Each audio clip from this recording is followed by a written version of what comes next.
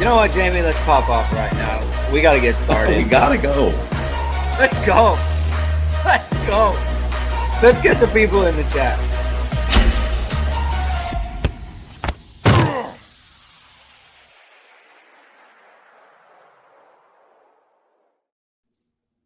Everyone, and welcome to Hit and Hustle from IrishSportsDaily.com. I am your host, Greg Flamong, and with me, as always, is Jamie Uwayama, Mr. Jamie University. He is live again from South Bend. He was at the open practice yesterday, and thank you to the Notre Dame coaching staff for giving us a scrimmage, Jamie. Last year was not good, and this year, I thought based on some of the stuff I heard, it's like, did they only give us the backups? And Jamie said, no, we got a real practice to view. A lot of good stuff. Your practice reports were fire, Jamie. Everyone go to IrishSportsDaily.com. Check out the practice report from Jamie. Check out the practice report from Drew. I think Matt had something up last night, so you want to check that out as well. And thank you, everyone, for tuning in so far. If this is your first time catching the show, please hit the like, please hit the subscribe button, please hit the notification bell. We're trying to hit 7,000 subscribers before the season starts, and we're the numbers are doing good. We're well on the way, but we still have some more to go. So please subscribe to the show if you haven't already. If you want to listen to our audio feed, links in the description below. That's going really well so far. And before we get going, I want to talk about ESQ clothing. Let me get the proper ad read this time. I haven't really done it. I'm going to do it for God this time. Check out Godwin's bamboo dress shirt on ESQclothing.com. It's crafted from the high-quality bamboo fabric, the softest and most comfortable shirt you can ever put on. 100% agree with that. Feels amazing. We've worn it on the show. It's good stuff. It's not only more sustainable than cotton, but also feels cooler, has stretch, odor, and wrinkle-resistant. Even machine washable. Marcus Freeman's wearing it all over the country. And here's the thing. He wears it. He wants to wear it. You know, he doesn't have to. The ESQ is the official outfitter of Notre Dame football. Notre Dame football could find someone else to do it. It's a quality product, and that's why they're repping it, and that's why they're wearing it all over the place. Notre Dame players are wearing it on the player walk and that sort of thing. Check out ESQclothing.com. Upgrade your shirt game. Jamie, we have to shout out Dan Blair. Dan Blair. Wow. Dan Blair coming in hot. Thank you so much for this. That is very kind of you. Nothing he even wants to say. Just I appreciate it, Dan. That's good stuff. I've never seen you on the show before. So thank you for that. That's really nice. Great pick too. Looks like a very good boy. Yeah, good boy in the Abbey. So good for you, Dan Blair. Really getting really appreciate that. Okay. Drunk Vigo. I like hats. It's called New Era. Have you heard of it? It's a brand. Oh, they make hats. Drunk Vigo. What did he say? I like hats. Oh, now dude is a Braves fan. Hats, man. People wear hats. It's all Drunk good. Vigo, I gotta say, he's the quiet hater who's always in here, who's not hating on the team, but always somehow hating on us. You know what? We appreciate you, though, Drunk Vigo. Vigo is always he's always in here taking shots. He's always fired up about the Long Beach stuff, which I appreciate. He does make the Long Beach. I appreciate that. Yeah. All right. We're gonna be talking about the team. Let's talk, Jamie. Where do you want to start? I'll give you the floor at the beginning. Where do you want to start, and then we'll build from there. A lot of people concerned about the wide receivers. We're obviously going to get to that at some point. But where do you want to start? Main impressions yesterday, open practice. The main impressions I would say is Notre Dame's freshmen and sophomores. There's a lot of talent. There's a lot of talent. It's a very, very talented group. I think you could say that, I mean, out of the times I've been going, so this is my 9th year covering the team for Our Sports Daily. So, been coming to fall camp ever since 2015. And this is easily the most talented those underclassmen have been. Just overall, man, there's so many athletes. There's so many guys that I think the freshmen, especially, that where there's way more guys that look like they are further into their college careers than you would expect for Yeah. guys that are freshmen. It's easily the most that I've seen. Yeah, and as ND for life or life fee, said they are Marcus Freeman. You have to give him credit, the staff credit. I think they've done a really, really good job with these classes because there's a lot of dudes. There's a lot of guys that I think Notre Dame fans should be very excited about. Certainly this year, but mostly going forward, right? Like I think there's a lot of guys that I have a chance to be really, really great players for Notre Dame. And I would say that was probably like the biggest takeaway from it is because we saw a ton of like the 2s and 3s in it. So there's a ton of talent there, especially on the defense. And it's pretty clear that Notre Dame is a lot better depth wise on defense than they are on offense. Like they have guys who are in the 2s that could probably start on a lot of previous Notre Dame teams. Yeah. They got guys who were in the 3s that would have been in the 2 deep on a lot of other previous Notre Dame teams. And they got a lot of guys that, are going to have to fight and scratch and claw to play this year that are really, really talented. I concentrated mostly on the defense. Obviously, I watched everything, but I concentrated mostly on the defense. And I really, really think that Notre Dame at cornerback, edge rusher, there was a lot to like there. Linebackers played well. The future, I think, is very bright as well at linebacker. Just a lot to like from that perspective. And I think I've been to obviously fall camp is a time for hype. It's time to get excited about like kind of the possibilities of what, a Notre Dame team can be or what every college football team can be. At the same time, I'm not trying to be hyperbolic about it because I've gone to other years where I definitely have not seen the level of like kind of like just overall like speed and athleticism and just like traits in general that I've seen from some of the younger guys there. And I think people can rightfully be excited about it. Yeah. Speaking of speed, Nick Jeffers asked a very important question on the over-under. Over-under 4th place in the Heisman voting for Jordan Faison this year. I told Matt. So Matt put in his tweet yesterday. He's shifty, I think it was. And so I put out a tweet. It was like, we're monitoring. That's the thing. People need to, and Matt needs to figure out what monitoring means. Like monitoring means this is something we're watching, right? And he texted us afterwards, like, I need to settle down. It's like, hey, I didn't put him in the tweet. You did. I didn't tell him. He put what he wants. So look, if the guy looks good, the guy looks good, right? Like, I think this is something that we heard about Chris Fink and Avery Davis. Now, it was like a couple years later, right? It wasn't, we heard Chris Fink could always get open in like 2016, and then he didn't really play in 16, but then he played in 17, obviously played in 18 and 19. Maybe something comes of this. I don't know. The guy, if the guy looks good, the guy looks good. What are you going to say? I don't think that he's going to play like a major role in the football team, but you never know, right? You never know. Shane Walton was a soccer player, and he came in, he was a first-team All-American. Like, if it happens, it happens. I think if someone comes in and they are flashing as a freshman, very, very rarely does that guy not become a contributor. What if it was Caleb Smith, who's hurt now, so he can't be? Everyone would be like, "Oh, yeah, he's going to be great."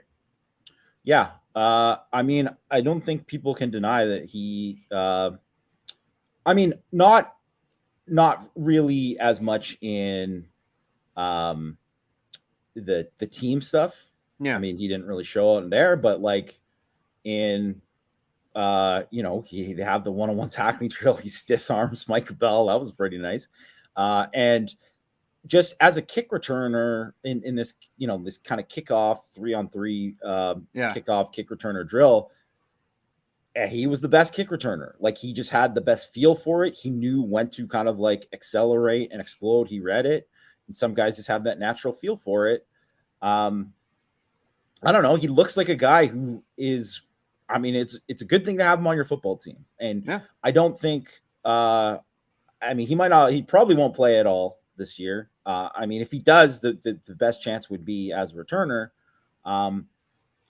But typically, when a guy's like that, if he's going to continue to play, he will play at some point, and his odds of he's helped his odds of earning a scholarship for football going forward. It's obviously he's a lacrosse player too, right? Yeah. So, but that it's happened in the past, like you said, it's happened in the past, right? And I think just he'll have to continue to earn it, but I mean, he's on the right track. I think that's that's fair. It is what it is. Hey, look, if you're fast, and you can always use fast players on your football team. And some guys are fast and not good football players. He looks like a pretty good football player. He doesn't look out of place at all. Yeah. All right. Let's get to a kind of a pretty big topic, especially last night as reports were coming in. I guess they'll focus on Tobias on this one, since that was the question from PQ. What it do? Fellas, excited for the show. Thanks for all the great coverage. Thank you for being here. Not going to overreact to one practice. That's good. Shouldn't do that. Greg said he isn't worried about Tobias. Do you have intel that he has performed well on other days? Jamie, you've been there. What have you heard about him specifically? And I guess we can move this into wide receivers as a whole in a second. Yeah, he has performed well on other days from everything I've heard. Like I think it's consistent with what we talked about earlier, like the last two shows about him, that he has flashed. He has certainly done some really nice things. He has made plays. It's a consistency thing with him, which is why I think this year, and it's not to say he might not take it to another level at some point during the year, but I think the expectations for him should be, he'll make plays for Notre Dame this year, but he's not wide receiver one. He's not going to be that dude. He isn't. If you're hoping for he was going to be Chase Claypool in 2019, he hasn't shown that. He hasn't shown that, and I haven't heard anything about that in terms of like other days he looks like that. No, I haven't heard that. I heard he has made plays. They're excited about his potential, and it's a consistency. It's a consistency that he needs to bring throughout. But I mean, I think his ceiling is sky high, and I think the other thing is that he is going to get opportunities because of what Notre Dame has at receiver, right? So I think right now he's in line to start, and it could be a kind of thing where just wrote something about Xavier Watts earlier in the week, where Xavier Watts, the last quarter of the year, he took off, and he became a different player. And now you're like, wow, now he is like the best safety on the team.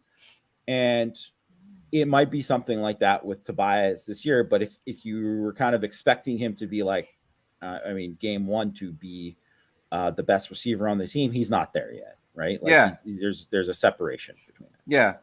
Let me give some context to some people and why I'm not really concerned about this. And this, I'm not trying to convince anybody. If someone's listening to this and you feel like I'm concerned or I don't like it, okay, that's fair, right? Because look, it could be the case that they play games and all of this turns out to be a harbinger of the fact that, maybe they do struggle. And if they do struggle, we can go back and say, well, there was evidence, that we saw it. This is why I'm not concerned about it. In fact, I feel totally fine. We want him to be the Chase Claypool of 2019 or the Miles Boykin of 2018. But it might just be the fact that of those situations, he's the Julian Love or the Troy Pride of that situation. People need to remember he is going against Cam Hart and Ben Morrison every single day. Every day. The cost of doing business for a wide receiver in that situation, when you aren't game planning against the team, you're just running stuff. You're running your stuff. It's not it's the most advantageous situation for a defense they'll ever be in, because they're not being game planned against, and they might be running stuff that you are geared towards stopping, right? That's the way camp works. Like camp, you're going against your offensive plays all the time. You will always have a good idea of what they're running. They're never tricking you. That's the way camp is. That's why you're practicing things. And the reason why I say he might be the Julian Love or Troy Pride part of that exchange was indicative of the type of players that Miles Boykin were and that Chase Claypool were. But the year Troy Pride, or the year Julian Love's getting cooked over and over again by Miles Boykin, he was an All-American. Yeah. That wasn't indicative of Julian Love as a player. Troy Pride went in 2019. That propelled him to be a third-round pick, fourth-round pick? Like, he had a very good season in 2019. That wasn't indicative of Troy Pride as a player. That's why I'm not worried. It's going to be difficult. It's going to be, by necessity. He is going against dudes. You're not going to win every matchup. He is not meant to dominate those guys in his second fall camp after not really being, he missed a ton of practice time at the end of last year too, with the concussion and all that. It's going to be difficult. So I'm not worried about that. Now, there's no guarantee, right? And I'm not saying that anyone who is worried is wrong. That's my perspective on it. I think that's a fair perspective. And also too, I mean, we mentioned Boykin and Claypool. That was year 4 for both those guys. Yeah. This is year 2, right? So I just think that people want Merriweather to be this like a breakthrough player immediately, because that's what kind of Notre Dame needs. But that is not his fault that Notre Dame missed at receiver and all these other classes. So I think he's going to get all these opportunities. I'm excited to kind of see where it goes with him.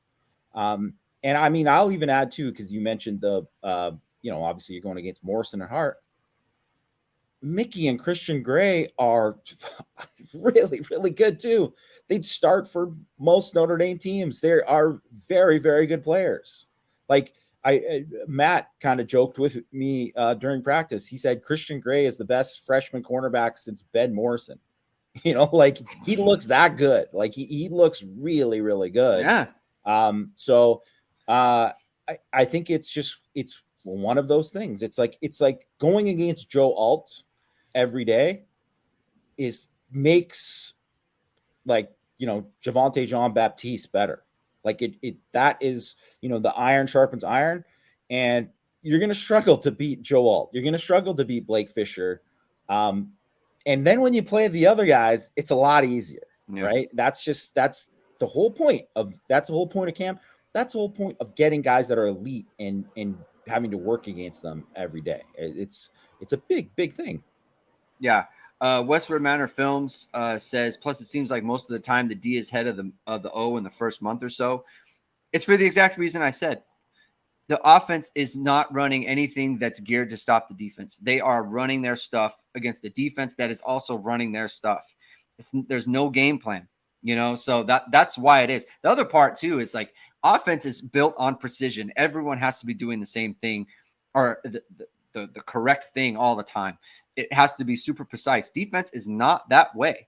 Everyone has to have a role, but one guy makes a play and that's it. That'll ruin the play. One little mistake. So that's why it's just it's not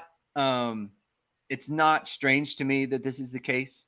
It's not nothing, right? If the defense is whooping them every single day, which we haven't heard. We've heard the offense has had really, really good practices as well. So that should be noted as well. But that's why I'm not super concerned about like any specific position on offense.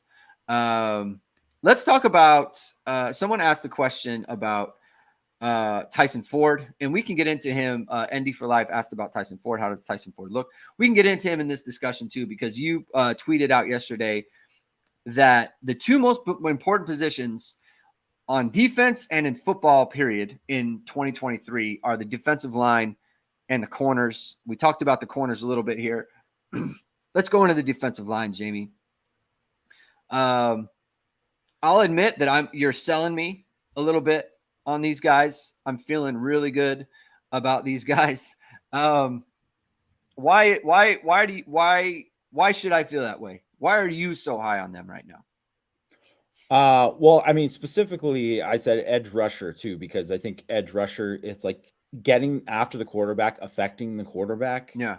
That is football today, right? Like that matters. That makes, your corners make your pass rush better, and your pass rush makes your corners better and your coverage better, right? Like it goes hand in hand, right? So, and I just think right now, and it's not even about just all of what in terms of production, because they got a lot of sacks on the day, right? Like especially the 2s and 3s, they dominated that portion for sure. But it's more about like what I said with the traits. And when I say traits, it's not the Brian Kelly. I don't know why he just created the different use of the word traits for that. But when we're talking traits, we're talking about like athleticism, like things that athleticism, length, twitch off the ball, all of these kind of things that go into the physical part of checking these boxes for a pass rusher, right? And Notre Dame has the most explosive off the edge that I have seen from them. And it was everyone from like, JJB I think he's got a long way to go as to be more of a complete player against the run. I don't think he's a very good player against the run right now, just to straight up be honest. And that's why Nana is starting in the base defense. But the reason JJB is starting in the sub package, like third down, is because he has these great traits. He's got a great get off. He's super long. He can bend, all this stuff. But you have him. So you have him as like the kind of like big end who can do that. Jordan Botelho is just an animal, and it's unsurprising to kind of like what we've kind of felt about him for a while, and now it's just kind of like all coming together and kind of like building on of what he did last year. But he is just a relentless guy who's super quick and has like that lateral ability to win and just counter. And then when they were when he was lined up as like a kind of like a 3 tech, but he's like in a 2-point in a 3 tech, which by that I mean he's an outside shade of the guard for those one, and he's on the same side as Maris Leofau, and Maris Leofau can get after it on the edge, and he is he had a fantastic practice, probably the best practice I've seen from him, and everything from off the ball to working on the edge stuff too. But you saw him win straight up off the edge. You saw him when him and Botelho specifically, when they were like running games together, like in terms of like stunts and like, some like TE stunts and stuff, it looked nasty. It looked very, very difficult to block. They were a handful. And then so you add him to the mix, Maris Leofau to the mix. Jalen Sneed has a long way to go as just a pure linebacker, and what he can do there. He very much struggles to get off blocks. If he's free and he can run, he looks fantastic, and he's a heck of an athlete. But and the first half of the practice, he didn't look great, to be honest. And he missed a couple tackles in space, and it wasn't a great practice for him. And then in the last, like, say, 20 minutes of the practice, he just was all over the place dominating, because he was just in attack mode, and they used him off the edge. They used him as a blitzer, and he is so sudden as a blitzer that it absolutely affects the quarterback just every time. And so you have him off the edge. Burnham showed stuff off the edge, right? He got like a short corner he looks like he's going to be a dude off the edge. Aiden Gobera, he hurt his knee, so hopefully it isn't serious. Didn't look good when it happened, but he has just a fantastic first step. Even if he isn't able to play, he is going to be someone for Notre Dame in terms of a pass rusher. Boubacar Traore is absolutely a revelation in camp, and I mean, he needs to physically develop. He needs to add weight, get bigger, get stronger, but he is way above where like Isaiah Foskey was against the run early. I saw him set the edge numerous times, so he can do that you don't always see from like a young guy.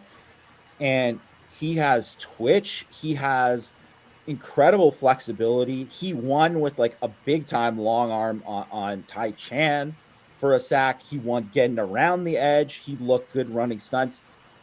He absolutely looks like he is going to be a special player one day. And they just have so many options there where it's like they're going to be good rushing the passer because of that. And they have guys who can win inside too, right? Because and mostly too, like because they pretty much have just like twitch all across the line. And I think just the upside in terms of what they can do pass rush wise is exciting. It's very exciting. I think Notre Dame fans should, have high expectations based on just kind of like athletically what they kind of present there. And I think, Notre Dame has had a ton of sacks the last couple of years. They've really had two of their better sack years. But I just think in terms of pressure, they're going to get a ton of pressure on quarterbacks this year. And they can do it a lot with, they will definitely have impacts with blitzing, but they can do it a lot with rushing forward, and a lot of it too by just kind of like messing up, protections with just like stunts and some of the stuff too, because they're just so athletic. They're so athletic there. Even so, like a guy like Jason Anye, normally you're looping a defensive tackle around the end if you're running like an ET, and like that guy can't like bend and wrap around. Right. But Right. Anye can do that. He can do it. Look, there's every good team in the world can rush the passer. That's what you got to do. If you can rush the passer, it's a problem. Any era, but especially now. And then you have good corners as well. That's the formula, and that's kind of why you put that in the tweet. It's I don't know. It's the most like exciting, good thing you could ever hear from camp. It's like Notre Dame, they've got a ton of ways to get after the passer without having to run games. Like they could, but you don't have to send a ton of pressure either. You can do games up front with your linemen, but you don't have to send a bunch of blitzes. Obviously, they still can, right? And that's using Marist and using Jalen Sneed as blitzers. Like obviously, that's going to be very effective for them. That brings a lot into play with their big dime, right? Like that, it makes that very exciting, especially with who they play and the good teams that they have to go against. Indian Nation, thank you for the super chat. Can we hire Army's DC just for the Navy game? Someone else pointed out that Army does a great job against Navy every single year. That's true. Air Force actually does the best job. Air Force owns Navy. Yeah, let's bring in that guy, or that woman, or whoever's doing it. That bring them in. But I think they'll be fine so far. To answer Pop's question, I do live next to an airport. It is very frustrating. I agree with that. So I apologize for that piece. Let's talk about where do you want to go next, Jamie? I kind of lost my train of thought there for a second. I had a full plan. Let's talk about the Aztec package. Okay. Fighting Irish Fan 91. He gave us a good topic to talk about here. With the Aztec packages, is there a chance could replace double safety blitz with a triple safety blitz? Asking in case I need to get a fire extinguisher ready for the board. I don't think he needs to do that. I don't think we'll see a triple safety blitz. Oh, that would be hilarious if we did, though. Um, yeah, I think one of the big thing with the Aztec package is, you can do so many things. It's like a 3-3-5, right? And Yeah. essentially that third safety is like a linebacker, right? Mm. So it's actually called spear. That's what they're calling it, right? Mm-hmm. So that's what they're calling big dime. They're calling it spear. And Aztec, it's named after, I mentioned the previous show, Matt mentioned it on the board too. It's from San Diego State. That's where it comes from, right? Yeah. Because that's the Rocky Long defense where he really kind of mastered it per se, right? He started before that, but for years and years when he was the head coach at San Diego State, they did a tremendous job, and it's kind of started to kind of spread across college football to different places too. And it's one of these defenses too that's like known for being, um, to battle spread offenses, and you can handle. Obviously, you have more defensive backs. You have 6 defensive backs on the field for that, but also, um, it's very good against the run too. So Mm-hmm. that's something. So that's something to kind of think about of what Notre Dame can do with some of these teams. And somebody mentioned about like what USC did against Notre Dame against the run. I think that might be something that we see a little bit more of that against USC, to kind of like mess with some of their blocking schemes and stuff too. But then you still are a little bit more covered in terms of just like the perimeter stuff in the RPO game and all that, right? Because you really can't have situations where you're too many one-on-ones against USC outside just because their receivers are too good, right? Even with as good as Notre Dame's corners and a good secondary is, it's still like it's tough. That's part of the beauty of Lincoln Riley's offense. I think that they didn't run it a lot in this Yeah, practice. Not they wouldn't because you don't want to. First of all, you don't want to see too much. They're not going to show you guys too much. Yeah, they ran it more in the spring, in the one open practice in the middle of spring that they had. So we got a longer look then. But it's an offense or a defense, excuse me, where you're going to see a lot of guys up in the line of scrimmage. You don't know who's going to be rushing the passer a lot of the time. So Brown, as the Aztec position, that kind of safety linebacker hybrid, he's activated a lot. Thomas Harper as the nickel, he's going to be a guy who blitzes there too. That's a thing where basically Maris Liafau he's a hybrid player, like a hybrid edge linebacker in that spot too.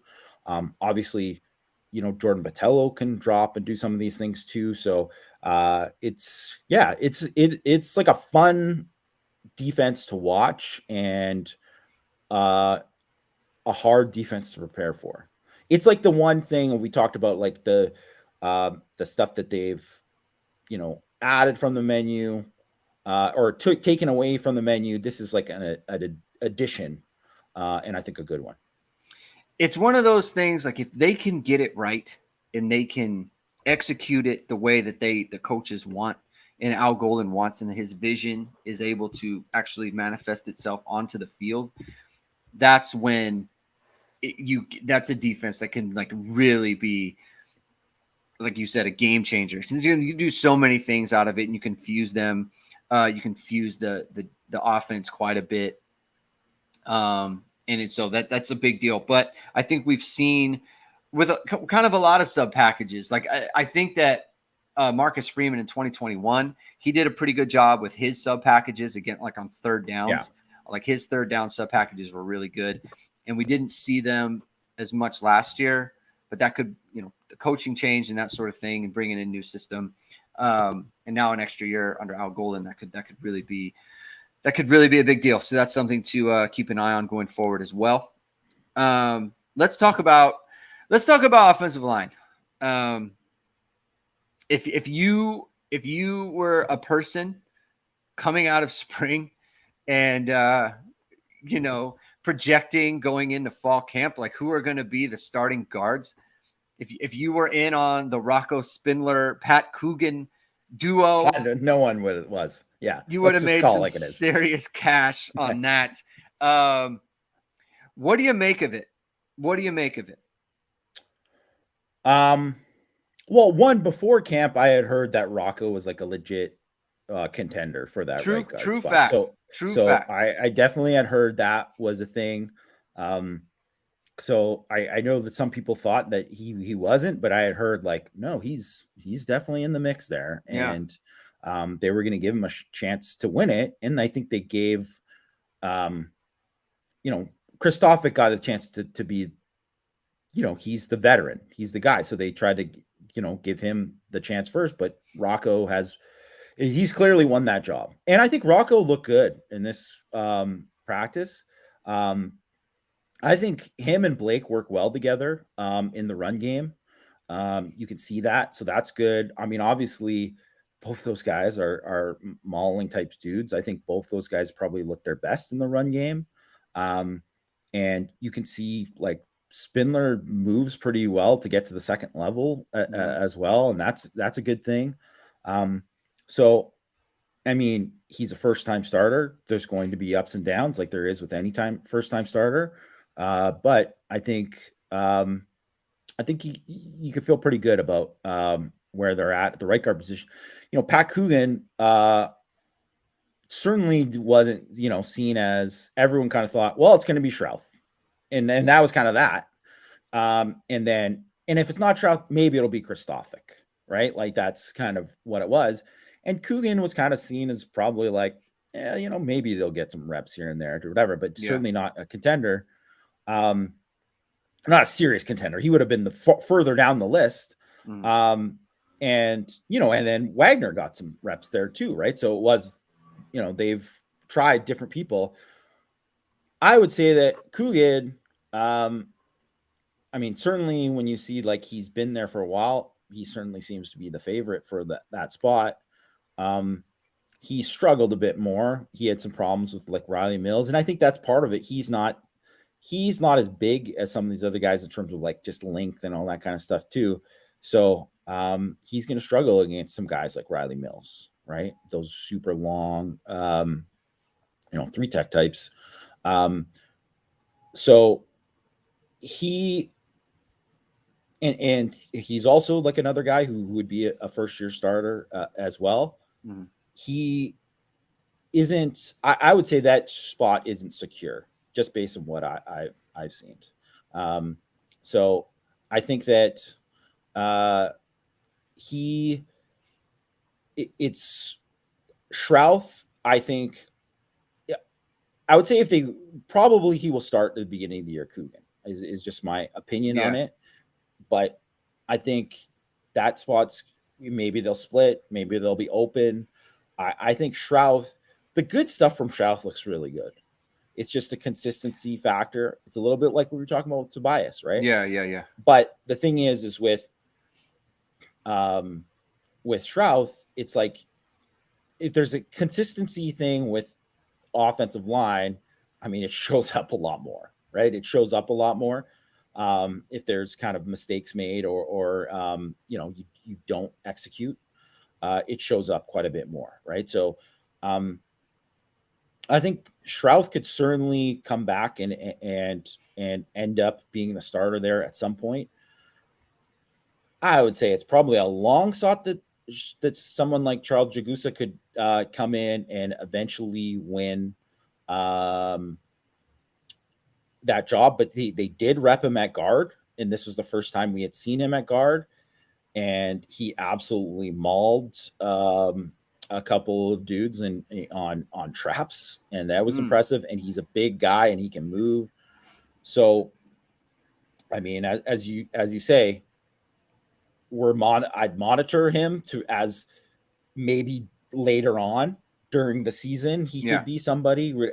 It'll be interesting because it's always one of those things where it's like, well, when he's at the beginning of the season, is he with the actual offensive line or is he with the scout team? Because if he's with the scout team, then it's like, okay, he's not going to be whatever. But if he's with, he just worked in the threes. He didn't even work with the twos. So don't it's too early to say, but maybe he could end up later on because they need to find an answer there, right? And I think it comes back to you feel good about. You certainly feel good about the 2 tackle spots. I think Rocco certainly has made a big jump. Correll's Correll. Like you're going to get, I think he's better than he was. Although I would say there were definitely times he had his hands full inside with, Notre Dame's defensive tackles look really good too. That's good to hear though. Yeah. Oh yeah, for sure. Yeah. But I think that left guard spot, I think my guess is it could be Coogan the whole year, but my guess is it'll be kind of, it could be a fluid situation because I don't think the level is kind of where exactly you want it to be yet. Yeah. But before we get into the running backs and the safeties, I want to thank everyone for tuning in so far. We got a lot of people in the show right now, so if you haven't checked out our show before, please consider subscribing and liking and hitting the notification bell. We're going live. If you haven't seen our show before, we've got a nice little intro at the start. And once this is over, you can go back and check it out. And I want to pump up VSR Media, who put that together for us. They did a really great job, and is also sponsoring the show. Their VSR Media is founded by Notre Dame Football pregame host and Emmy award-winning anchor Fahid Sadrazadeh. VSR Media provides professional and cinematic video and photo. Whether you're looking for a collegiate or pro-level highlight reel, have a personal story to tell, or are aiming to diversify your growing business, VSR Media specializes in short, long-form video storytelling, social media management, and website design. VSR Media captures professional headshots, senior and sports photos. So contact them at vsrmediacompany.com. Mention Irish Sports Daily and receive 20% off your first project. Visit online or call at 574-800-9106. We are very fired up about our new intro. I gave him kind of a template. It's like, this is kind of what I'm looking for. And first mock-up they gave, I was like, yeah, it's beautiful. Love it. Yeah, so it's a really good stuff. Also, just on top of that too, so I hope everyone's enjoying the new intro. Chris, I see Chris Wawiorka. Sorry if that Chris Wawiorka. Because he mentioned about my mic things. First of all, that was a while ago. So if you hadn't listened in a while, guess what? It's been fixed. But all that stuff, new computer. This is a different mic. It was actually because I had got a different mic that was recommended to me by someone else. It just didn't work well with that computer and with our system, and now it's all fixed. So tell your friends it's fixed. So the audio issues are fixed. Look, Hit and Hustle had an off season too, working through some things. Got to get ready for the season. Yeah. As the season comes up, we're getting everything improved. We're doing a bunch of good stuff here too. So thank you everyone for being here. Check us out. Hit the subscribe button. We really appreciate it. All right, let's talk about the running backs for a second, and then we'll get to the best position in football. Audric Estime not doing a lot yesterday, and I think everyone totally understands, right? Like he doesn't really need the work. He's kind of a proven player. Don't need to put hits on his body. What does Notre Dame have? Like for real, like what does Notre Dame have behind him? Because obviously I think Logan Diggs, maybe not the most dynamic, like high ceiling player, but certainly someone you knew could play at a high level in college football. What's behind him? How good can Jabron Payne be? How good can Jadarian Price be? How good can Devin Ford be? We didn't see Jeremiah Love. He was also hurt. But those three guys, what does Notre Dame have there with them, Jamie? They certainly have talent there. Unfortunately, Jabron Payne got hurt at the beginning of. Oh yeah, that's practice, right. He was a special teams, yeah. But that's that has been the thing with Payne, right? Is that he has had talent. He the reason why he kind of cooled as a prospect was because he couldn't stay healthy his junior and senior year of high school. I really hope that it wasn't anything serious and that he's not going to be out for a long time, because he was having a pretty good camp before that. And I think that, if he certainly looked like he was capable of being like a number two. And I think especially because he was good in pass pro too, right? And that's always like a big thing, because you can't play somebody who isn't going to be able to protect as well. So and then the thing is with Love, who my guess by him doing some of the stuff, he was in full pads, didn't participate, did some of the indie stuff, but didn't participate in like the regular competitive stuff. My guess is that he's probably just either tweak something or they're just being cautious with something like that. Mm-hmm. But the fact that he's over 200 pounds right now and that he has that, obviously like big playability, I mean, I think he's going to play this year, right? And I think he's probably going to help. I think Devin Ford actually looked pretty good in the practice. Like I wouldn't expect high expectations from him, but I think the fact that he can catch the ball, he has really, he has that skill set. He was solid running it. Is he like a good depth piece? I think, and which is exactly kind of what you wanted from it, right? Like he's a good depth piece. Now, Jadarian Price looked good in terms of like his vision, and he had a couple of like explosive cuts were inside in terms of being an inside runner. You could tell when they were doing the kind of running back linebacker kind of pass one-on-ones that he does not have that same burst that he had last year. And that is probably just like he's not all the way there yet from his he had an Achilles injury. Generally, it's a 2-year deal before you kind of get back to where you were. That's how it's been for a lot of guys. So I think he can help and play this year. Probably not going to be the guy that people would hope that he's going to be one day after he recovers a bit more.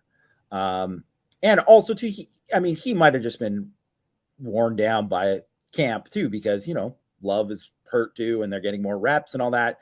And he's probably a guy who probably doesn't need as many reps right now. He probably needs to be protected. But what are you going to do? They have to protect Estime. They can't risk him getting hurt. That's why he didn't play that much. So I think, after Estime, I think there's still kind of questions of like exactly, because I think you would have said before yesterday, you would have said Payne is the number 2 back.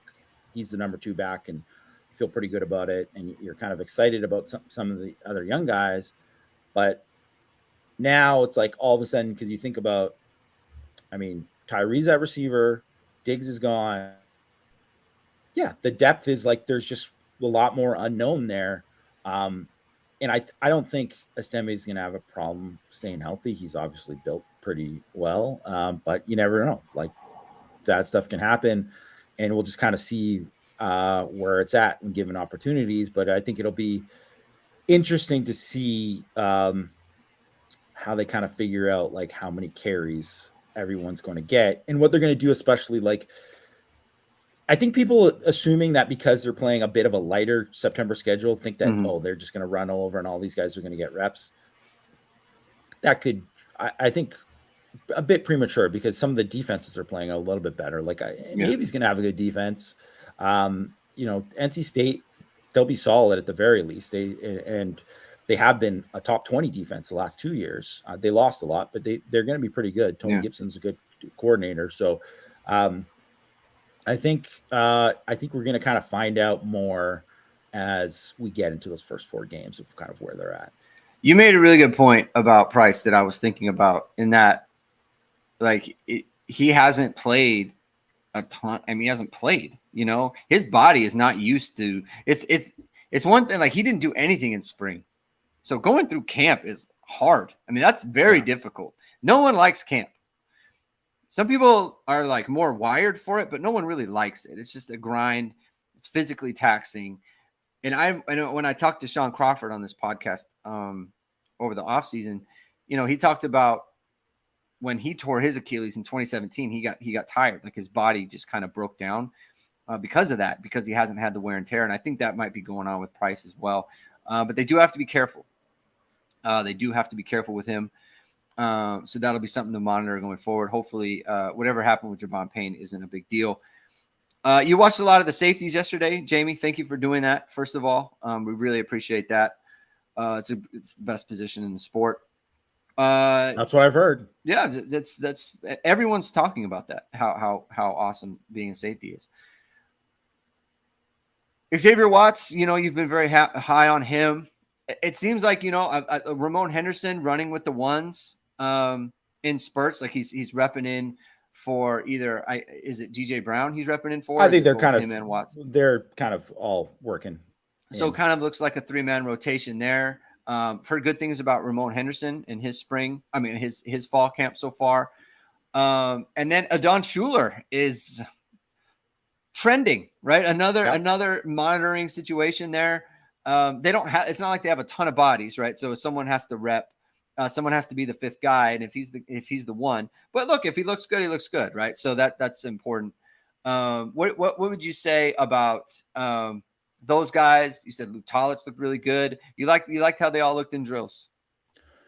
Yeah, definitely. Like I've been, I do like to watch specifically the safeties because you get a chance to watch these guys in individual where you just see them open up, transition, just like how quick their feet are, how smooth their feet are, and that kind of stuff. When you're just like evaluating like kind of what these guys can and can't do, it's important, right? Like it's important because if someone's limited in that aspect, then it's really tough to play safety at a high level and be able to do all of these things that they would want you to do in a defense, right? Because if you are a little stiff, you are a little tight, if your feet aren't the quickest, then you kind of get stuck in a certain role, and if you're not a lead in that role, then you're not going to play at all. And that's what happened with Notre Dame. Had several guys that were like too tight and too stiff, and I think they did probably seeing those guys in person. To me, it was like, now looking back on it, it was pretty obvious that these guys were going to struggle to play because they just didn't have what you needed athletically to be able to excel. Yeah. And I don't see that with the position now. I don't see that there's nobody that I was like, this guy's tight. And if anything, the guy who I thought was like probably the least fluid was Antonio Carter. And he was fine. He just was not as fluid as the other guys, right? Like I don't, and he's big too, and obviously physical. So that's part of it. It's just funny too, because he's a corner. I would say him and Henderson are probably like the guys that are like, maybe like the tightest, like high hip guys. Yeah. And they're both former corners or whatever. Yeah. But to be fair, they were considered big corners that were going to play a certain way. But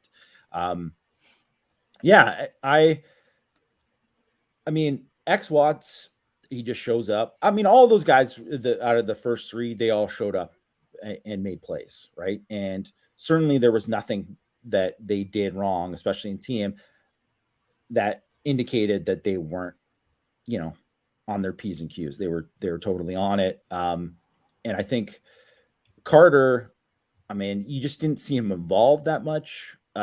He didn't stand out for me at all. I would have loved if he did, but he's still making that transition to from safety to safety from corner, and that's like, it's not an easy transition for everybody. Plus, he's learning a new defense, all this kind of stuff. So I think right now he's kind of like rightly situated as depth, and he might be a guy who kind of ends up taking off later on, or maybe by the time end of camp, it's like, well, now he can get more there. But I just, as it stands right now, I think those three are situated above everyone else. And Chris O'Leary is very complimentary of Schuler.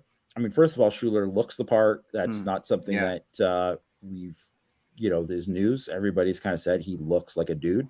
But he athletically, he's there. He's a physical guy. If O'Leary said, if anything, he's maybe a little bit too reckless in terms of being physical.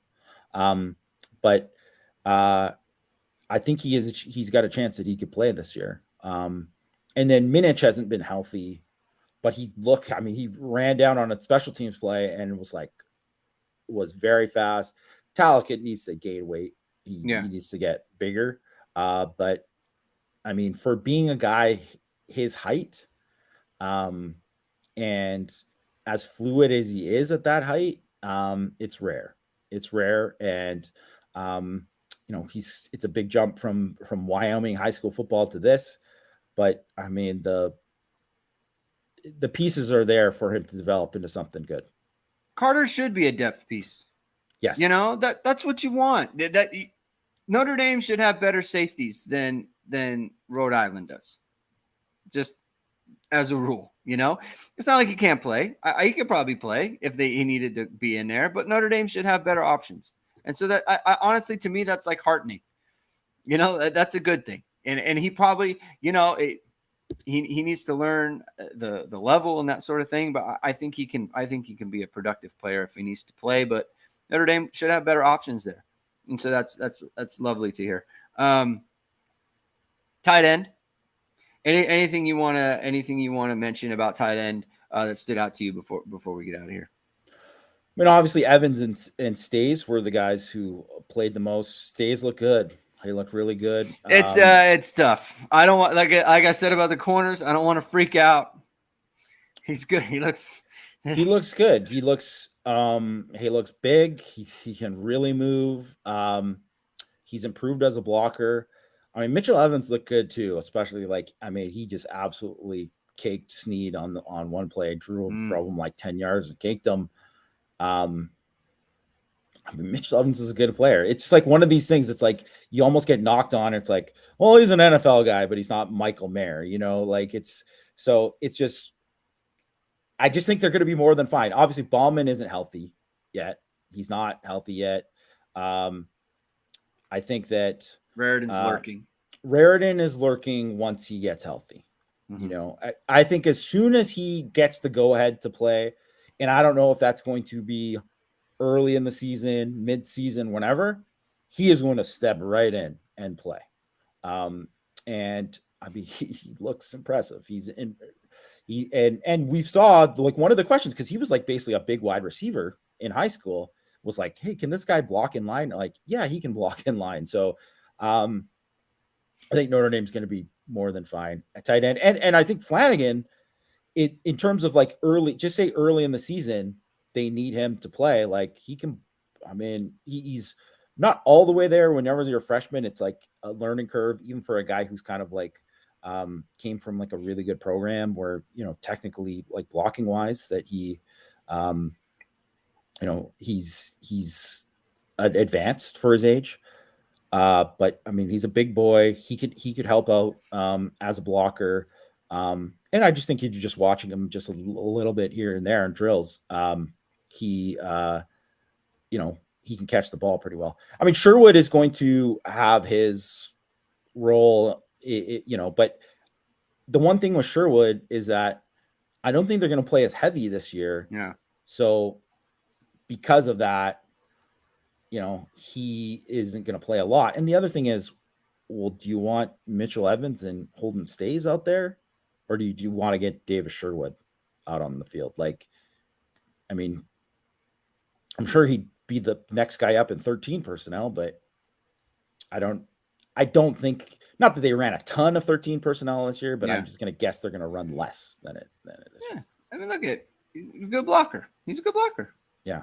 Credit. Man, this one guy is just all caps, just Michael Dallas fan fire. Campbell is just going. It's just on it today. He's going. I see you, man. I love the energy. The vibes are fantastic. I appreciate it. So good on you. All right, Jamie. I think that's good. We look. Notre Dame has so many good football players on their team. I feel every position is just kind of I love that guy. I love that guy at that position. There's every you go down the lines. Freshman, like you said, every position has a freshman who you're like, oh, that guy, he looks good. He looks great out there. Christian Gray. Next, Ben Morrison. You know, they love a Don Schuler.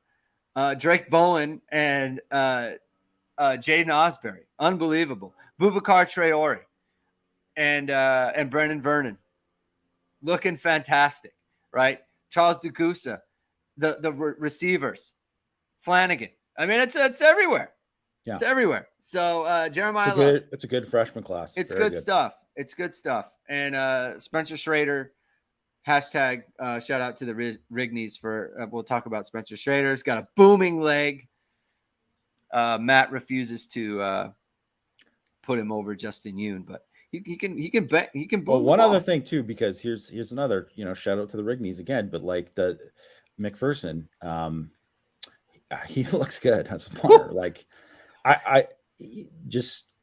I mean, we're only seeing it. It's against air or whatever. It's not like whatever, things change. But I would say just like consistency level in practice. I mean, it's pretty consistent. Like it looks like how like the good Tyler Newsome, but you just didn't see the good Tyler Newsome all the time. Yeah, didn't see it all the time. All right, everybody. Thank you everyone for tuning in. We're gonna be out for the rest of the week here. Not out, but we're not going to do any more shows for the rest of this week. We'll be back next week on Monday or Tuesday. When are you back? How long are you there? I'm back Sunday. Oh, okay. So you're there for the rest of this week. So there's going to be a lot more stuff that Jamie's going to look at. So we're going to get a lot more intel. So you're going to want to stay tuned in to Hit and Hustle and IrishSportsDaily.com. Please subscribe, hit the like, hit the notification bell so we're going live, trying to get to 7,000 subscribers. Links are in the description below for the podcast. You can check us out there as well. Tell your friends. Go to IrishSportsDaily.com. Read of all of Jamie's stuff. No better time to sign up. No better time to sign up at IrishSportsDaily.com. I had a friend reach out to me. It's like, I should probably, today, I should probably sign up for Irish Sports Daily. And I said, yeah, you probably should. You probably should. And he did. So thank you to him. Now. Yeah, but no better time than now. So thank you, everybody. Have a good weekend, and we will talk to you next week.